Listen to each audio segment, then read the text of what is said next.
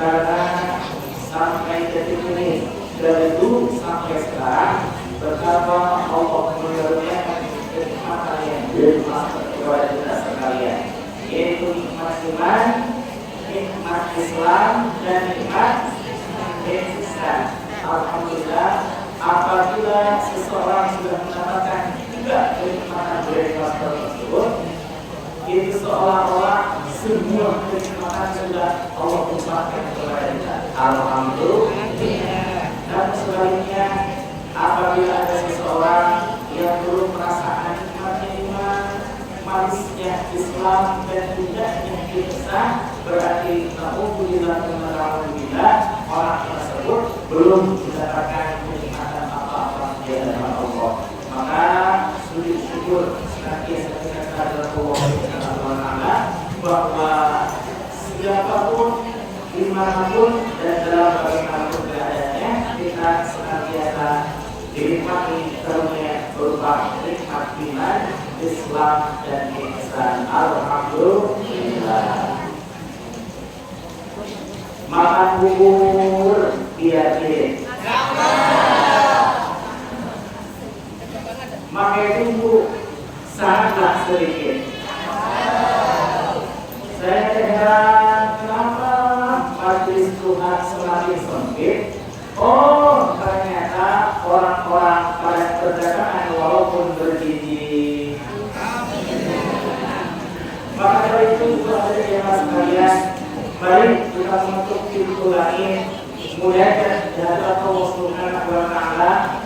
Mumpung ini adalah sa'atul ijabah, saat-saat yang memungkinkan insyaallah Allah menjawab doa kita sekalian. Amin ya rabbal alamin.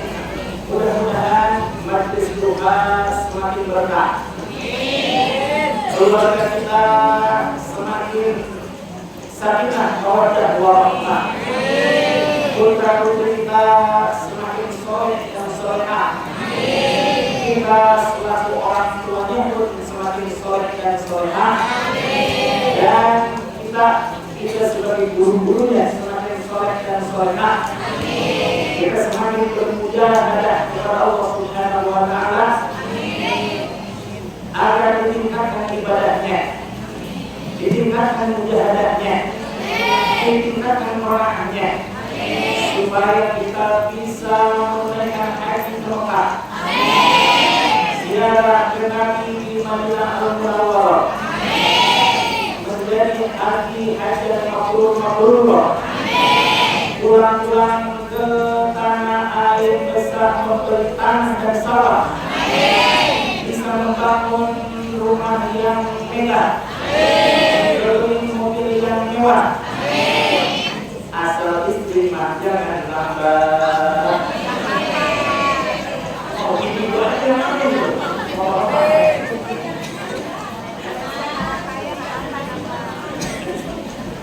Amin ya rabbal alamin. Mudah-mudahan apapun doa dan ibu, harapan dan cita-cita ibu yang disampaikan kepada Allah Subhanahu wa Ta'ala pagi hari ini, berhubung saat ini sedang hujan, yang mana hujan itu adalah salah satu min alamat dari ciri-ciri dijawabnya suatu doa. Maka insyaallah mudah-mudahan segala doa yang baik, segala harapan yang maslahat, segala cita-cita baik di diri wa dunia wal akhirah, semoga Allah kabulkan dengan penuh rahmat dan ridho-Nya. Amin ya Allah ya rabbal alamin. Di barakatil Quran Al-Fatihah. Bismillahirrahmanirrahim.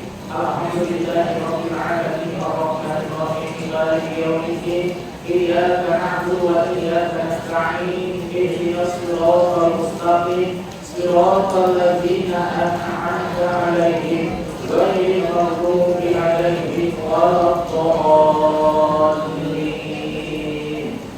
Rabbi lana wal walidayna wal mu'minina amin. Hadirin rahimakumullah. Nah, jangan ngobrol ya, gantian. Hadirin rahimakumullah. Tadi dikatakan bahwa saat nikmat iman, Islam, ihsan itu adalah nikmat tertinggi, ya. Dan tidak semua orang bisa mendapatkan nikmat yang tiga itu. Dan kita alhamdulillah, mudah-mudahan ini adalah Allah pilih, ya. Saat diri kita mungkin merasakan kenikmatan nikmatnya makan di luar, itu semua orang pun bisa, ya, walaupun waktunya berbeda-beda. Ketika orang bisa merasakan nikmatnya, ya, punya anak, nikmatnya punya keluarga, itu orang banyak yang bisa merasakan tersebut. Adapun ketika orang bisa merasakan nikmat hadirnya diri kita di majelis taklim, majelis zikir, itu tidak semua orang bisa merasakannya. Maka alhamdulillah, niatkan dalam diri kita, ucapkan dalam mulut kita, agar senantiasa ya Allah bimbing kita, agar senantiasa istiqomah untuk mendapatkan ridho dan rahmatnya Allah Subhanahu wa Ta'ala. Dan yang paling utama, mudah-mudahan saat diri kita, ya, melaksanakan kebaikan ini, kita minta sama Allah sampai akhir hayat kita.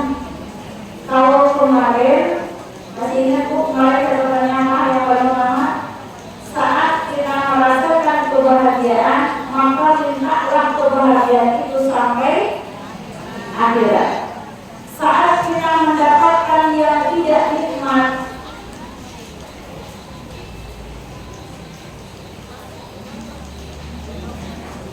kamu mungkin sudah yang tidur.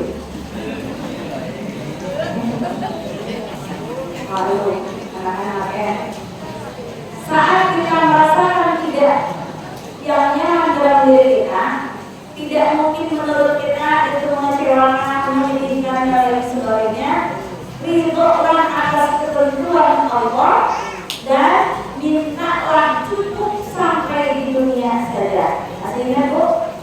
Ya, sudah dipraktekkan? Ya, ya. Maka ini, ya, saat kita satu lagi, saat kita bisa berbuat baik, saat diri kita bisa beramal, saat diri kita bisa mencari ilmu, saat kita bisa berzikir, maka mintalah ini ya Allah, saat diri kita bisa berbuat baik ini, ya Allah, sampaikan akhir hayat saya bisa melakukan seperti ini. Amin ya Allah ya Rabbal Alamin. Jadi saat kita menuntut ilmu, ya terkadang Bu, ya godaan kan ya, apalagi hujan seperti ini. Hujan mah enaknya itu apalagi seperti ini. Ya, enaknya selimutan, enaknya ngopi, ngeteh di rumah ya. Ya, daripada di sini gerah-gerahan ya. Ada kan seperti itu, godaannya banyak ya. Namun saat kita merasakan di sini ibu ibadah syukur atau syukur. Berbeda-beda ya. Kan kita sekarang musim haji. Ya, yang saya Allah ini ibarat haji untuk semua kita di sini. Ya, ingat guru-guru saya, saat kamu ibadah sempit dengan orang lain, kamu sudah tidak bisa maksimal. Bayangin bahwa itu adalah selain maka. Dia ditanya ke apa? Gak mau dulu kalau orang bersama, kalau dulu. Dia ditanya gitu, ya, apakah ibadah diri kita tidak nyaman, maksudnya tidak kelongan, maksudnya ber-AC, ya, tempatnya nyaman, ini mau udah bersih-bersih biar lama gitu. Nggak apa-apa, ya, kita di sini nikmati saja, ibarat kita sedang dimakan saja ya. Mudah-mudahan ini, ya, pembelajaran bagi diri kita, ya, mudah-mudahan kita bisa istiqomah. Karena tidak semua orang bisa berangkat ke majelis ilmu. Kalau berangkat ke rumah orang lain hampir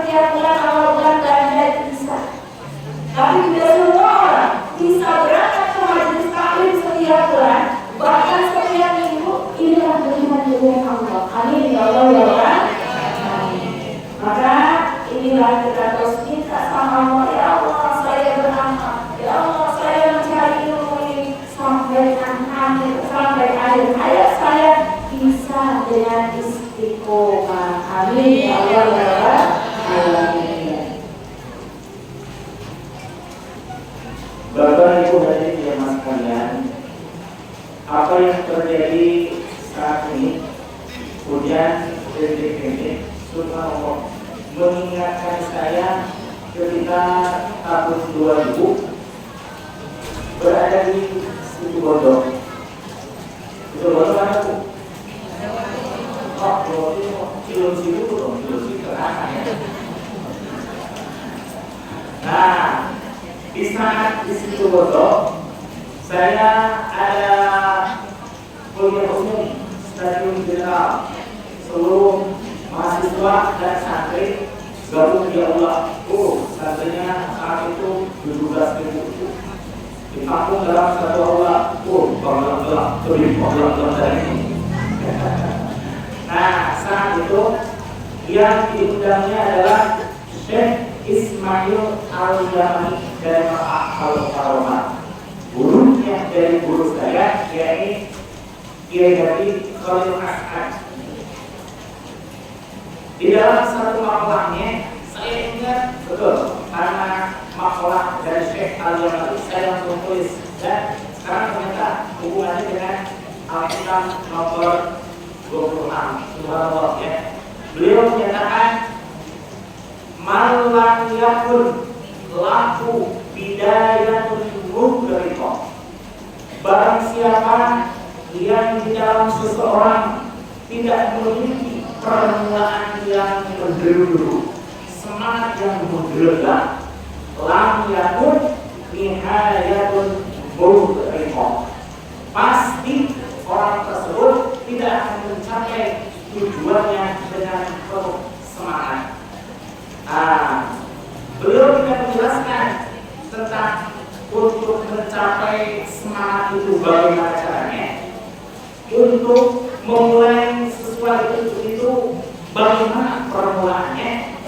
Ternyata disambungkan oleh Syekh Ibnu Athaillah As-Samanani. Padahal kitab ini tertulis 724 tahun yang lalu, karena kelahiran Syekh Ibnu Athaillah tahun 1260 Hijriah dan meninggal tahun 1309 Hijriah. Kalau andaikan kitab Al-Hikam ini ditulis 9 tahun sebelum beliau meninggal, maka sekarang 2024 ya. 2024 maka kitab ini sudah lahir 724 tahun yang lalu. Subhanallah, apa kata Syekh Ibnu Athaillah As-Samanani? Bahwa min alamatil yauti, bahwa sebagian dari ciri-ciri kesuksesan fin nihayati, di ujungnya, karena seseorang dianggap sukses itu di ujung, betul ya?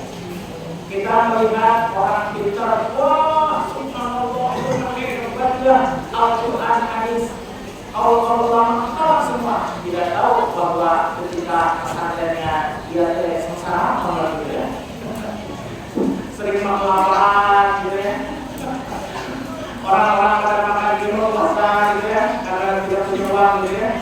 Subhanallah ya. Yang lebih umumnya lagi, ketika kita melihat orang yang sukses dalam perniagaan, kita melihat perjuangannya, apa langsung melihat suksesnya? Suksesnya ya, padahal tidak tahu dia disusun dulu untuk mencapai sukses itu. Apa yang disusun dulu? Nah, sakitnya dia teman-teman disusun dulu, tahu nggak ya?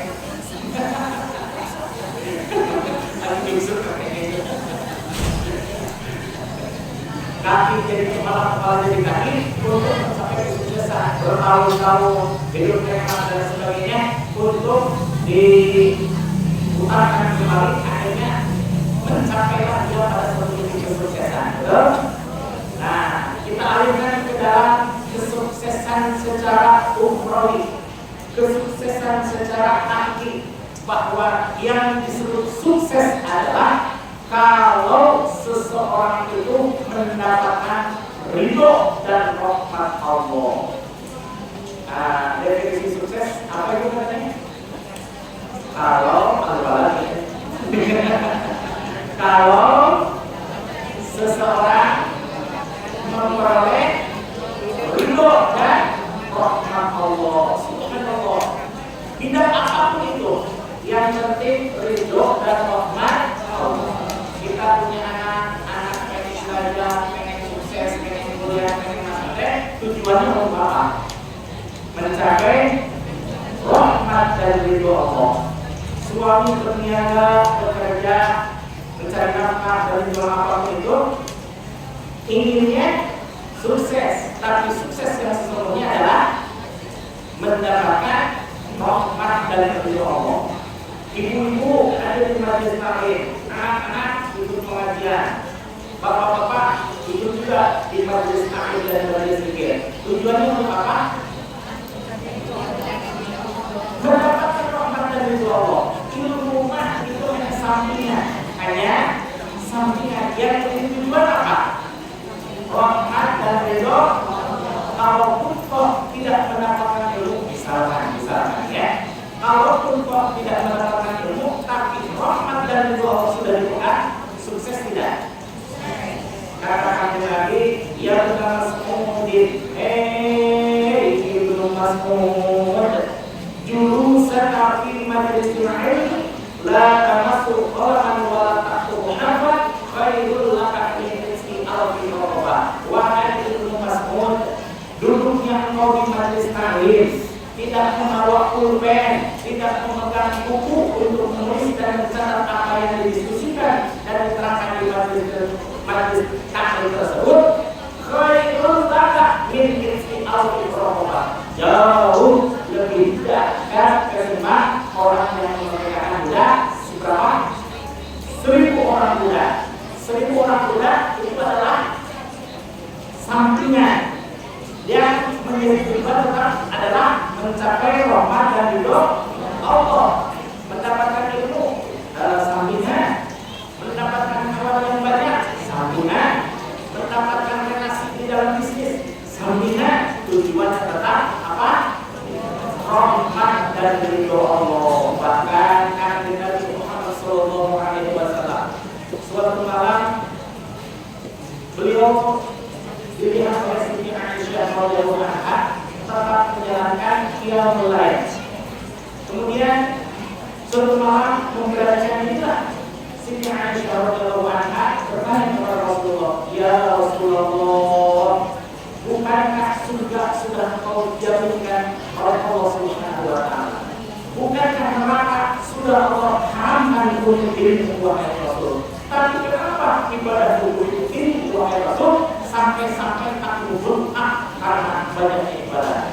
Ibu kalau sholat malam sampai berkata, enggak, saya nggak pernah. Kenapa? Ketok pintu. Kalau untuk bersajaran apa? Berapa sholatnya? Nekum belajar. Surat pun surat yang lain, surat apa jalan? Ibu tahu, berarti ibu nggak juga ya? Kalau gue ikhlas, ketika beda, kalau gue ikhlas ya. Tapi Rasulullah SAW, walaupun mungkin Allah yang dibaca oleh Rasul, tapi mentadabburinya luar biasa. Baru juga Allahu ahad, Allah. Mungkin baru mengucapkan kul, Rasulullah langsung menangis. Kenapa? Karena ayat-ayat kul huwallahu ahad dan 10 ayat-ayat Al-Quran yang berjumlah 6.236 ayat itu semuanya dipenuhi kepada Rasulullah SAW. Subhanallah. Seolah-olah Rasul menerima surat dari yang dikasihinya, dan yang terkasihnya. Ibu pernah nggak mendapatkan surat dari seseorang dulu ketika ibu belum mengenal yang namanya pakai? Oh, sering. Subhanallah. Gimana rasanya ibu? Berbunga-bunga itu ya. Nah, mendapatkan dari seseorang saja betapa berhubungannya, betul tidak? Apalagi ini dari Allah Subhanahu wa taala. Masya Allah. Rasul memang di dalam membaca Al-Quran sedikit, bahkan setiap malam tidak beratus-ratus rakaat seperti halnya Imam Hanafi sampai 400 rakaat, seperti halnya Syekh Abdul Qadir Al-Jailani sampai 500 rakaat. Tapi Rasulullah SAW mungkin dari malam sampai subuh itu cuma beberapa rakaat. Bukan berarti Rasul tidak hebat, bukan, tapi mentadaburi Al-Quran betapa Rasulullah SAW sampai berubah. Maka ketika Siti Aisyah bertanya kepada Rasulullah, ya Rasulullah, kenapa ibadahmu begitu hebat wahai Rasul? Rasul menjawab, yang jawabannya apa? Sangat menurut kita itu. Apa jawabannya? Afala an akuna abdan syakura ya Aisyah. Apakah kamu tidak senang wahai Aisyah kalau aku menjadi hamba Allah yang bersyukur? Masya Allah. Rasulullah SAW beribadah bukan karena ingin surga, tidak. Bukan karena takut neraka, tidak. Kenapa? Surga dan neraka terlalu kecil bagi Rasulullah SAW. Yang paling besar dan utama apa tadi? Apa? Rahmat dan ridho Allah Subhanallah. La yadkhulu ahadan minkum amalul jannah, kata Rasulullah SAW. Tidaklah seseorang akan dimasukkan surga, dimasukkan ke dalam surga karena amal ibadahnya, dan tidaklah akan dihindarkan dari api neraka karena amal ibadahnya. Ketika Rasulullah menyatakan ungkapan seperti ini, kan Rasulullah masa Rasul ibadah yang berkehebatnya tidak bisa membuka pintu surga. Bukankah ada Rasulullah yang biasa dibaca itu gimana? Miftahul jannah la ilaha illallah, la ilaha illallah, Muhammadur Rasulullah. Subhanallah, ya. Itu hanya perangkat saja, hanya alat untuk membuka. Sedangkan yang memiliki surga itu siapa? Allah. Berarti hak prerogatif ada di mana? Allah. Kita hanya sebatas berusaha dan berdoa. Mudah-mudahan suatu saat nanti sebelum Allah memberikan surga yang hakiki di dalam dunia pun kita diberikan surga dunia. Insya Allah. Apa itu surga dunia? Kebahagiaan. Entah itu bahagia ketika berzikir, bahagia ketika majelis taklim, bahagia ketika ada cuma berzikir. Tapi emang ada bahagia orang yang bahagia sambil terturun-turun-turunan. Tertidur ada bahagia. Ada. Kenapa? Subhanallah, itu ya kenikmatan orang Indonesia, khususnya para pecinta majelis taklim, untuk mendapatkan kenikmatan sampai apa itu? Ngorok gitu ya. Kenikmatan seperti itu tidak usah mencari obat tidur, tidak usah. Kenapa? Hal itu saja di majelis taklim 5 menit 10 menit gimana? Ibu juga sebenarnya dari tadi kalau tidak malu maka ditahan aja ya.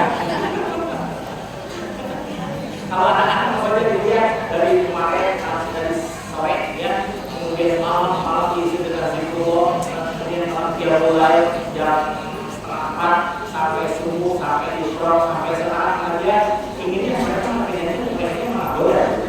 Kalau tidak malu gitu ya. Tapi ditahan nggak ada yang kuat gitu. Tidak masalah ya. Nah, maka subhanallah itu ada jamaah sekalian di dalam mendapatkan salah satu ciri bahwa orang sukses di akhir ialah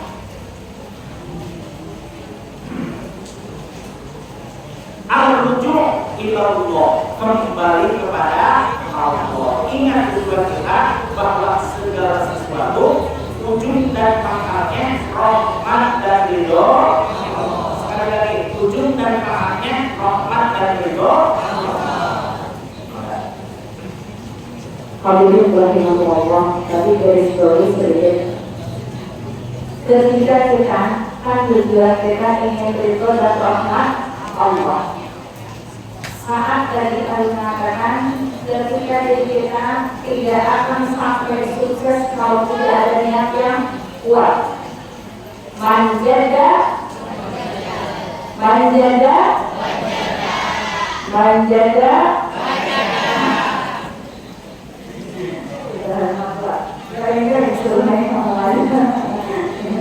ya, saat berkeinginan yang kuat, ya, maka Allah akan berikan kekuatan itu. Contoh, ibu mau pulang kampung, niat saya nanti bangun jam 2 harus masak dulu, dan saya di belakang aja, saya berangkatnya belum subuh. Ya, ibu kalau sudah niat seperti itu, kira-kira niat bangun jam 2 bangun nggak? Bangunnya kapan? Kalau masa tidur ya, kalau tidur itu udah otomatis, ya, udah lama ada keinginan yang kuat, ya, saya harus nanti bangun tidak sih? Kalau itu merasa ada udah otomatis, ya, maka saat kita urusan dunia, ya, biasanya itu pasti ketika kita tahun ini misalnya harus kembali ini, biasanya ada target, ya, ada keinginan yang kuat. Maka di situ kata Allah hanya indahnya abdi, Allah akan bersama prasangka hambaku. Kalau diri kita keinginan yang kuat, maka Allah akan membersamai kita. Begitupun saat kita ingin ridho dan rahmat Allah, tujuan kita, maka di sini keinginan kuatnya apa yang membuat Allah ridho? Maka apa yang membuat Allah berikan kasih sayang kepada kita? Harus cari dulu. Ya, jadi intinya saya pengen ridho dan rahmat Allah, tapi dulu di rumah. Ya, tapi nggak mau ada ikhtiarnya, nggak akan bisa. Tapi di sini ikhtiar kita saat ada diri kita pikir, Allah mudah-mudahan Allah itu. Saat kita berangkat ke sini walaupun hujan terjadi sekali, di sini kalau kita ingin tujuannya Allah ridho sama kita, maka aku yakin mudah-mudahan Allah mudahkan ridho dan rahmat Allah berikan kepada kita. Amin ya Allah ya Rabbal. Niatkan makanya saat diri kita, ya, untuk hal yang baik, ya, untuk hal yang baik dari masalah ulang kali kita berusaha, ya, siap sekian kita ini itu, saya berangkat yang ini saya apa paling saya tidak tahu, ya, maka saat diri kita, begitu pun kita tujuannya apa? Ingin ridho dalam nama Allah, ya, tujuan kita ingin berjumpa dengan Allah, ingin dapat rahmatnya Allah, ingin dapat ridhonya Allah Subhanahu wa Ta'ala. Kita apa sih yang membuat Allah ridho? Ternyata salah satunya adalah saat diri kita ridho dengan keridhaan Allah, disitulah Allah sedang ridho kepada kita. Ya, dan juga yang keduanya adalah saat diri kita mengingatkan segala sesuatunya, ilahi anta maqsudi, jangan lupa. Ya, di situ ibu saat mau ngapain aja, mau masak, ya, ibu mau masak, mau berangkat, ilahi anta maqsudi, Allah hanya engkau yang aku maksud. Takutnya yang tadinya kita niatnya A, B, C, A, kalau nggak enak, kalau mau berangkat nggak enak, kalau mau berangkat kayaknya yang ini, kalau nggak berangkat saya malu kan, kalau itu nggak apa-apa. Tapi kalau sudah dalam keluarga ilahi anta maksudi, ya Allah kan engkau tujuanku, bukan yang lain, bukan tujuan apa-apa. Maka di sini lalu dan keriduan murah yang aku cari. Kalau sudah seperti itu, ibu nggak bakal kecewa. Ya, ibu biasanya gini, ibu berangkat pengajian, ternyata ketemu apa yang membuat kita nggak nyaman, itu ada kecewa. Manusia, ya. Tapi kalau kita ini antara maksud, karena tujuan kita bukan yang lain, bukan manusia tujuan kita, bukan apa-apa tujuan kita, namun Allah yang kita tuju. Ridho Allah yang kita harapkan.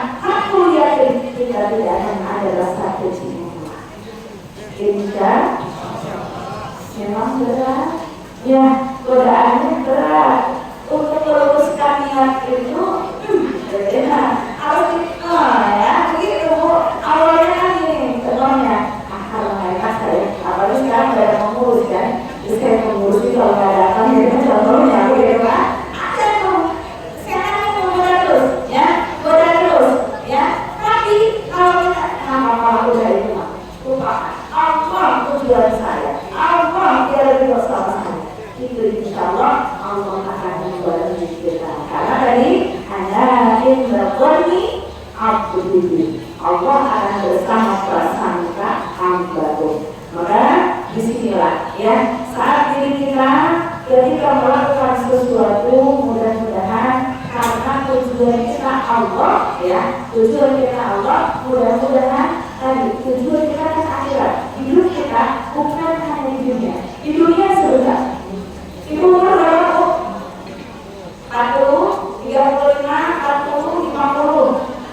Dari yang 60, dari yang 70, dari yang 60 ya, dari yang 70 ya.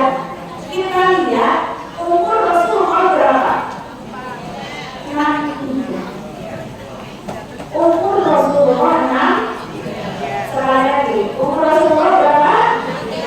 63. Ya, makanya kalau sudah yang kayak saya udah 40 tahun, berarti 23 tahun lagi saya sudah harus siap ya. Yang sudah sampai 50 berarti saya 13 tahun lagi. Minimal kan sudah seperti itu ya. Kenapa harus dipersiapkan? Mau nggak mau kematian pasti. Ya, mau nggak mau kematian itu pasti. Dan itu akan semua yang mengalaminya. Maka kita persiapkan Rasulullah saja nanti ya. Tapi sebenarnya kalau ulama yang dibawa itu Rasulullah ya.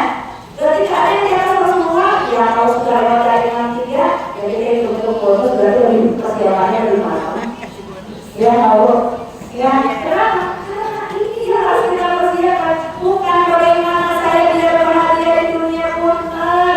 Di dunia sebentar. Ibu bahagia, lupa lagi, bahagia, lupa lagi. Bahagia sedih lagi, bahagia kecewa lagi. Ya, tadi Rasulullah sudah dijamin menjadi kekasihnya Allah. Rasulullah sudah dijamin masuk surga.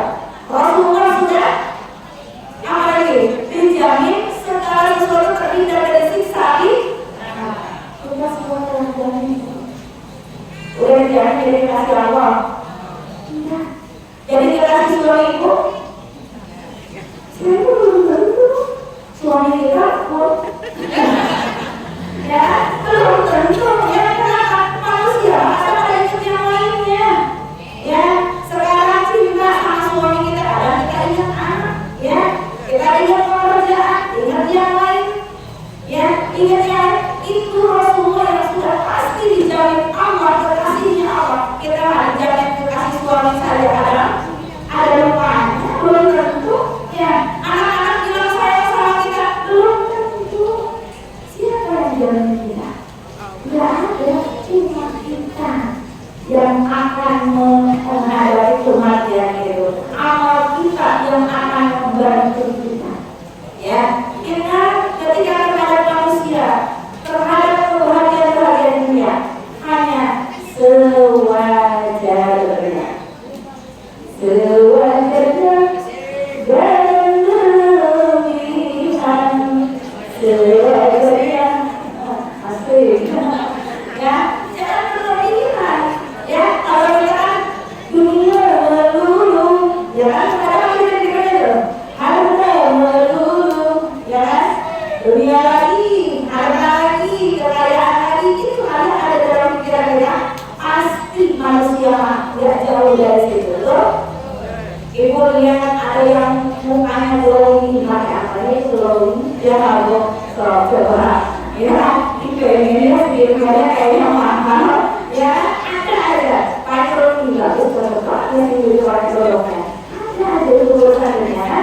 Tapi kita yang kita loloskan itu abaikan itu bagaimana isi itu marah dia saya harus bisa itu marahnya saya harus bisa. Tapi tolong jangan diambil status tahajudnya nggak juga disuruh begini. Kalau disuruh saking pengen akhirnya gitu ya, suruh begini lagi suruh dulu lagi aduh bila ya segala orang berstatus ya mau seorang aja ada status ya mau tidak hindari ya mau tidak buat mahasiswa namun ini menjaga hati kalau hati kita belum bisa terjaga maka biarlah cukup Allah saja yang melihat ya cukup Allah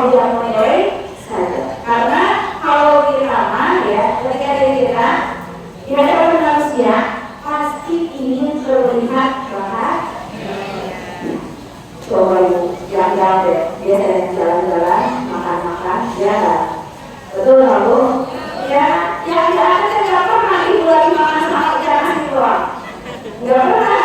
Yang di atas jadinya lagi jalan aja, lagi enak-enakan dan lain sebagainya. Ya, kalau coba kalau ibu foto nasi doang makan nasi doang aja, ya. Kenapa? Ini punya keluarga sama manusia. Ibu mau tahu pakai filter, ya Bu.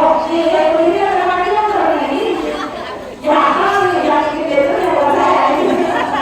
Ya, kalau pakai filter ya, kalau pakai filter apa kita harus pakai filter. Ya, mau seru apa akan dilihatkan, akan terlihatkan di kita. Ya, mau suka kita kekurangan kita akan dipertontonkan, divideokan oleh Allah Subhanahu wa Ta'ala. Tidak ada yang tertinggal videonya kecuali yang sudah Allah ampuni dan kita tahu buatan nasuha, maka Allah akan tutup aib kita. Amin ya Allah ya Rabbal alamin. Mengenai ingat kepada Allah, saya ingat Ibu pada tahun 2014 saya diajak oleh tim Jakarta untuk safari dakwah di Semarang, Yogyakarta, dan Samarinda. Nah, kan makan udah hari-hari ya, 8 hari ini. Ini bayangkan, 8 hari pisah dari anak istri jauh dari rumah, apa yang terbaik? Dakwah.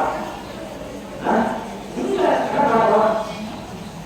Ya sekali-kali dakwah, tapi yang terbaik adalah anak baru namanya sekarang. Waduh, di sini lagi mana ya? Nah, untuk buat saya, pengen pulang. Selesai dakwah, langsung pulang. Seluruh tim datang pulang. Nah, sudah saya bawa oleh bayangan saya, oh istri akan menyambut, anak-anak akan berjalan di bawah oleh. Tapi ternyata kenapa? Ketika saya datang, subhanallah, betul saja apa? Disambut sama istri, tapi sambutannya dia sedang menawarkan takoker. Yang bayangan saya akan disambut oleh anak, ternyata anak asik main sama teman-temannya yang sepeda di lapangan. Saya kira-kira gembira apa gigit jari? Gigit jari apa gembira? Gigit jari. Di situ saya meyakini akan firman Allah, fadkuruni azkurkum. Ingatlah engkau kepadaku kata Allah, maka saat itu pula, detik itu pula aku akan ingat kepadamu. Aku yakin pasti kalau kita ingat kepada Allah, Allah pun ingat kepada. Tapi kalau kita ingat ke istri mah lagi kalau anak lagi main dengan teman-temannya. Sejak saat itu saya tinggalkan sama anak dan istri dalam bayang-bayangnya. Cuma sekali-kali aja kita sama istri ya. Bayang-bayang awas.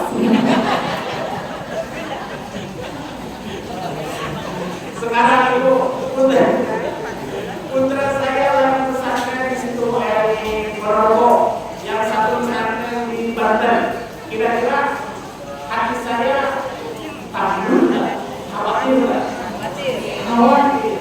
Kalau seandainya saya memiliki mata di sana, saya sama mata di sana. Kenapa? Untuk mengawasi bagi saya. Tapi itu tidak saya lakukan karena saya yakin yang saya ingat pasti juga kepada saya. Al-Fadluni al-Qur'an. Maka yang saya lakukan adalah menitipkan kepada Dan yang Maha Melihat.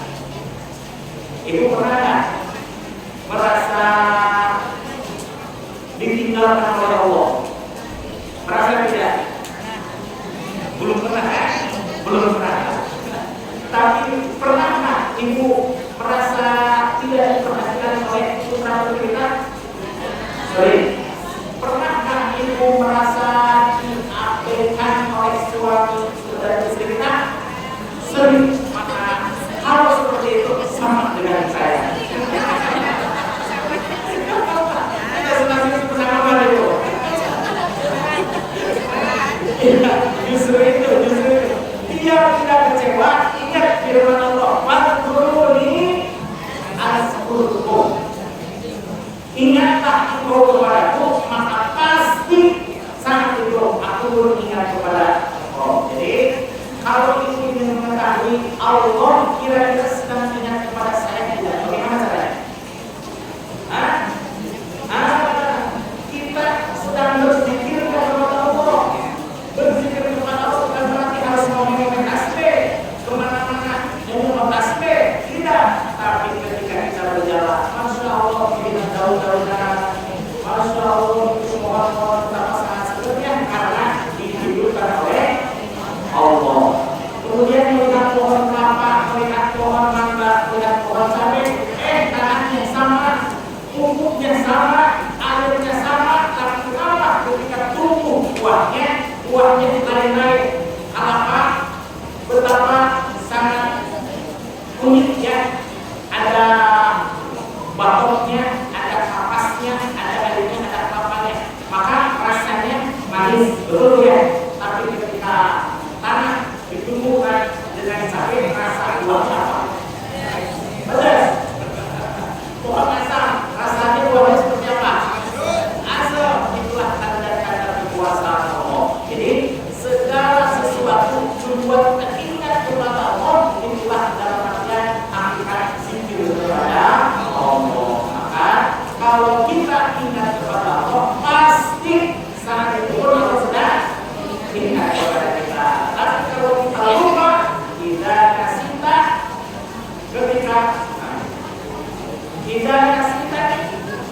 ketika engkau lupa kepadaku, maka aku pun melupakan engkau. Lalu kita insya Allah kita para pecinta majelis taklim, para pecinta majelis zikir yang senantiasa mengingat Allah dalam setiap ucap gerak dan langkah kita, maka insya Allah setiap saat di mana saja, kapan saja dan bagaimana keadaannya, Allah pasti memberikan kita ampun. Iya, maka bagaimana cara kita supaya ingat kepada Allah? Ada kuncinya. Apa itu kuncinya? Maka harus dari kita tahu kuncinya apa? Kuncinya al-zikir. Betul? Seperti itu. Otak motor itu pada kesini naik motor, naik mobil ya. Naik motor ya. Kalau ada motor tapi tidak ada kunci, kira-kira bisa dinaikin kali. Ya bisa. Itu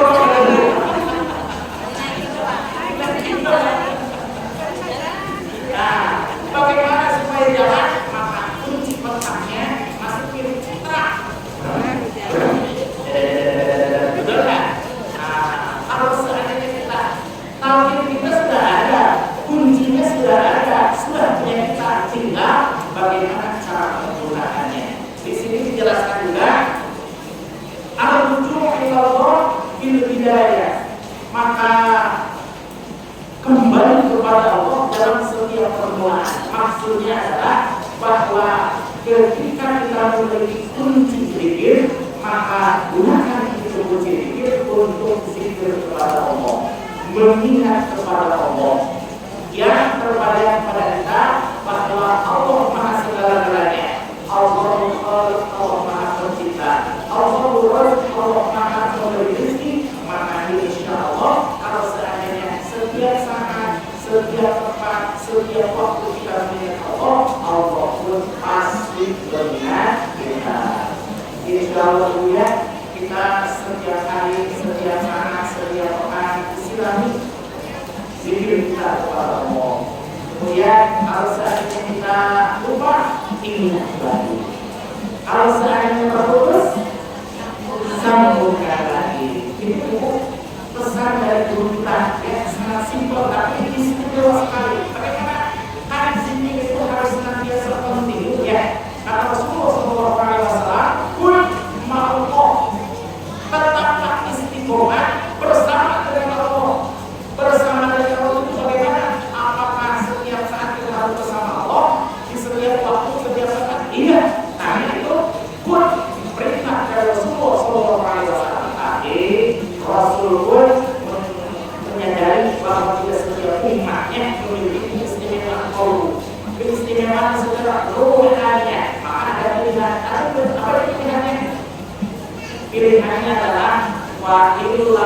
bersatu di Allah, apabila engkau belum sanggup untuk senantiasa bersama-sama dengan Allah, kira-kira di antara kita sudah sanggup ada selalu bersama dengan Allah.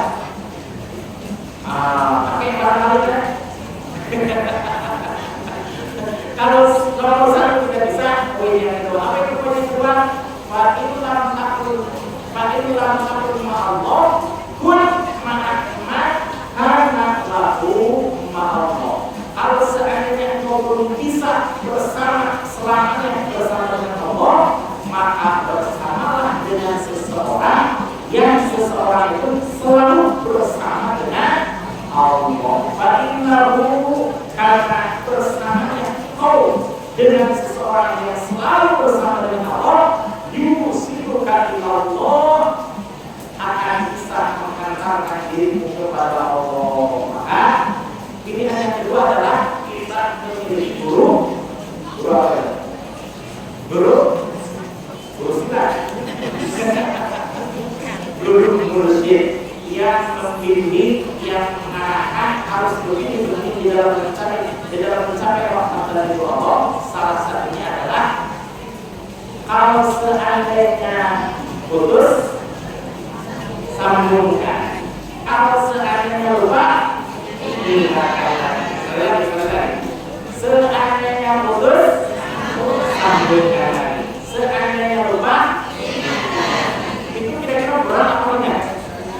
Ini yang jawabannya. Saya sedang putus. Ketika saya ketika Allah atas, saya ingat bahwa saya lagi sedang sholat. Tapi ketika selesai kata bukan dengan cicilan utang, cicilan motor, cicilan kaki Anda dari bayar. Tapi subhanallah, ketika kita memiliki guru yang membimbing kita, maka ingatkan lagi. Oh iya, saya sedang sholat. Tidak lagi kembali pada sholat. Maka ini insya Allah mudah-mudahan selamanya kita dibimbing oleh guru kita untuk mencapai rahmat dan ridho Allah. Amin. Hadirin Allah, terakhir ya, untuk menguatkan kita bahwa ketika ruh kita senantiasa bersama Allah, ya, ruh kita ini bersama Allah, maka sedikit yang harus kita ketahui dalam juga sebuah topik, ya, sebagai penutup, karena apa? Sholat kita pun jangan sampai saya pokoknya akhir dia sholat mah seperti gitu ya, istilahnya tidak bisa, ya. Sholat tetap harus sesuai tuntunan fikihnya, ya. Maka di sini dalam keadaan sholat, ya, maka ada beberapa yang harus kita perhatikan. Bagaimana yang membatalkan sholat, ya. Saat yang membatalkan sholat ini yang harus kita perhatikan. Bimayat sholat, ya, maka sholat itu tidak bisa menjadi batal. Karena apa? Bil kalami yang pertama dengan berucap, ya. Ibu ketika sholat, ya, maka ini saking luar biasanya sholat. Sholat kita itu hanya sedang menghadap Allah. Kita sedang bercakap-cakap hanya dengan kita. Ketika sholat yang kita harus ingat hanya tidak boleh ada komunikasi dengan yang lain. Saat sholat diri kita tidak boleh ada berucap dengan yang lain, walaupun satu huruf, ya. Kenapa? Karena yang dituju kita itu hanya Allah. Contoh, ya, kita lagi sholat Allahu Akbar. Tiba-tiba ada yang ambil datang, boleh makan ini ya? Ya, pokoknya. Nah, ya. Walaupun itu satu huruf, kan kalau dalam bahasa Arab itu diartikan itu satu huruf yang mengandung arti.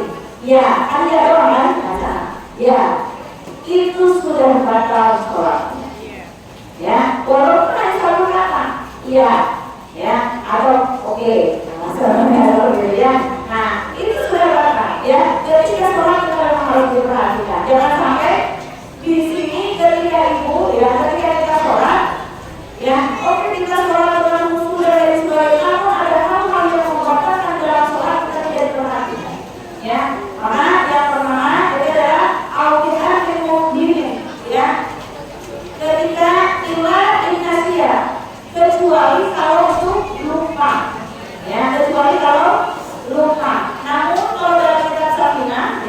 Oh, dalam keterangannya itu tidak menjadi dua karena kita sholat kita harus fokus. Jangan sampai ada komunikasi dengan yang lain. Yang kedua, ada pekerjaan yang banyak serta terus-menerus, contohnya lagi sholat ibu gerak-gerak. Jadi anak-anak perhatian. Perhatian. Soalnya suka ada yang begini anak-anak. Nah, ini sudah ada yang begitu, ya. Ini sudah ketika kita 3 kali gerakan, ya, 3 kali gerakan berturut-turut, maka itu sudah batal. Ya, jadi kalau ada gerakan 3 kali yang berturut-turut, maka batal. Satu desinfeksi, contohnya kalau anak-anak, ya. Atau ada ini, Bu, ada anak ini. Karena gerak kalau lagi sholat begini. Nah, ada di perempuan juga suka ada yang begini, awas. Hati-hati ya. Ini dia biar ini pas. Ini sudah batal, ya. Hati-hati ketika kita sholat, jangan menambah gerakan di luar gerakan sholat, ya. Apalagi apa ibu anak sebelahnya kosongnya, bukan sekali lagi dan khusus untuk ibu-ibu biasanya perempuan, mau ibu-ibu mau anak-anak perempuan, ketika berjamaah itu suka maunya sendirian lah, udah kayak mau geser. Jadi garisannya apa namanya? Softnya, ya, bukan softnya di dapur, ya. So di sini samping itu kosong. Jangan sampai dibiarkan kosong. Kenapa? Ketika kosong maka terputuslah berjamaahnya tersebut. Ada lagi di sini, dua kali di sini, ini di belakang. Saya mau KW, yang saya ikutin nggak bisa. Walaupun memang syaratnya harus bisa terlihat imam ataupun makmum yang terakhir. Tapi kalau barisan yang tidak rapi, maka di sini tidak termasuk berjamaah, tidak sah berjamaahnya, ya. Nah, maka ketika ada seperti itu, kita harus geser, ya. Dan gesernya seperti apa? Betul, ya, betul. Ketika sholat kita geser kalau ada bacanya kosong, ya. Kalau ada beribadah, ya. Jangan langsung, ya, jangan langsung. Ibu 1, 2, dia dulu, tahan dulu, ya. Di sini tidak jangan langsung, jangan ini. Udah lama ya. Jadi di situ ketika harus terserah dulu dengan gerakan yang lain, ya. Minimal ya seperti 1, ini udah 1, udah 2, jangan lebih dari 3, jangan lebih dari 3 gerakan, ya. Kalau ke depan, ya, kalau ke depan perkiraan memang ada yang boleh begini 1, ya, ada 1, ya, ini 2. Dia begini, ada yang boleh sampai ke sini sampai 2 kali lama. Kenapa kali hitungannya? Namun kita harus hati-hati. Kadang jadi karena masuk dengan loncat yang jauh nanti, ya, jangan masuk yang membatalkan. Kita harus hati-hati. Terkadang di anak-anak biasa apa namanya gede begini, ya. Itu apa ya? Kenapa? Kita harus fokus ketika sholat, jangan sampai, ya, sholat kita hanya di sini ritual saja. Namun lahiriahnya memenuhi ilmu fikihnya, ruhaninya, ilmu tasawufnya terpenuhi, dan pikiran-pikirannya dengan ketauhidannya tercukupi, ya. Jadi jangan hanya sebatas ini saya dijaga, tapi ketika tasawufnya saya pikirannya mana nggak bisa, ya. Tetap harus berdirinya, ya. Saya begini.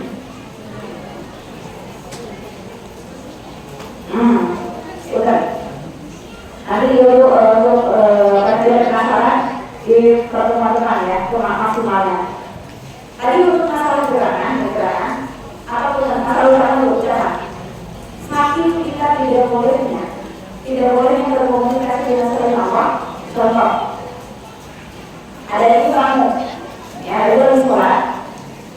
Assalamualaikum. Dulu, ya. Terus ibu jawabnya dengan pakai Quran, dengan Al-Quran. Assalamualaikum warahmatullahi wabarakatuh. Ibu menjawabnya dengan ayat Al-Quran bahwa mempersilahkan masuk. Itu sudah kata, walaupun ibu menjawabnya dengan ayat. ya. Ibu ALT ngobrol dengan ayah nggak bisa, ya. Tapi kalau mengingat kalau saya lagi sekolah, ya, lagi sekolah,